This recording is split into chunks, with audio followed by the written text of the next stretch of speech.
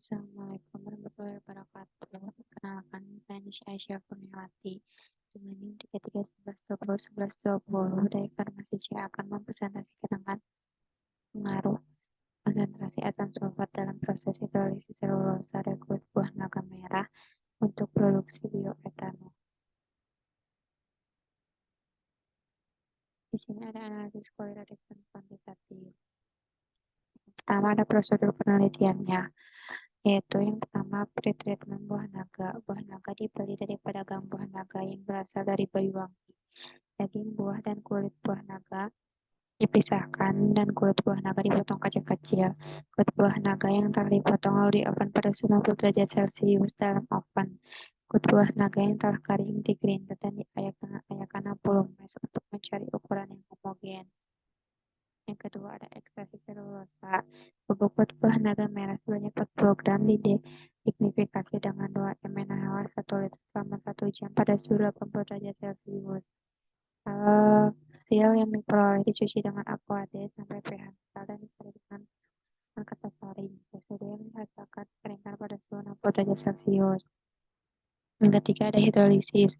Serbuk kulit buah naga sebanyak 8 gram dihidrolisis dengan 100 ml asam sulfat pada konsentrasi 0,5, 1,0, 1,0, dan 0,0 pada suhu 90 derajat Celcius selama 30 menit. Dinginkan hasil hidrolisis dan saring untuk memperoleh filtratnya. Filtrat ditambahkan NaOH sampai netral. Kadar gula reduksi dianalisis dengan menggunakan metode Nielsen-Somogyi. Yang terakhir ada fermentasi. Hasil kadar gula reduksi tertinggi yang diperoleh saat hidrolisis difermentasi dengan menggunakan Saccharomyces cerevisiae.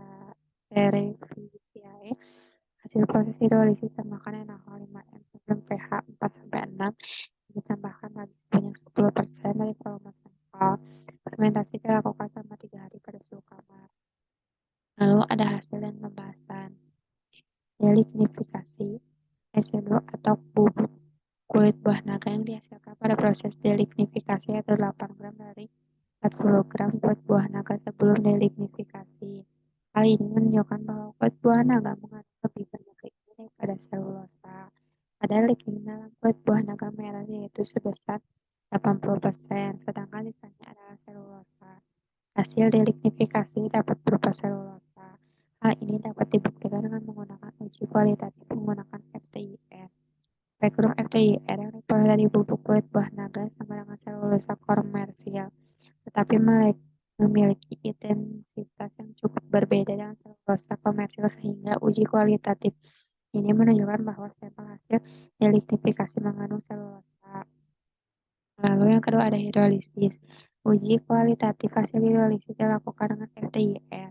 Spektrum pada menunjukkan bahwa puncak yang dihasilkan oleh glukosa dari kulit buah naga merah memiliki puncak yang hampir sama dengan glukosa komersial. Sehingga uji kualitatif ini menunjukkan bahwa hasil hidrolisis mengandung glukosa yang dapat dikonversi menjadi bioetanol setelah difermentasi semakin besar. Glukosa dapat dikonversi menjadi bioetanol melalui proses fermentasi dengan mikroorganisme Saccharomyces cerevisiae. Uji kualitatif adanya glukosa dan bioetanol dilakukan dengan menggunakan FTIR. Dalam proses produksi bioetanol dari kulit buah naga merah perlu dilakukan optimalisasi agar diperoleh bioetanol murni dalam jumlah yang cukup besar.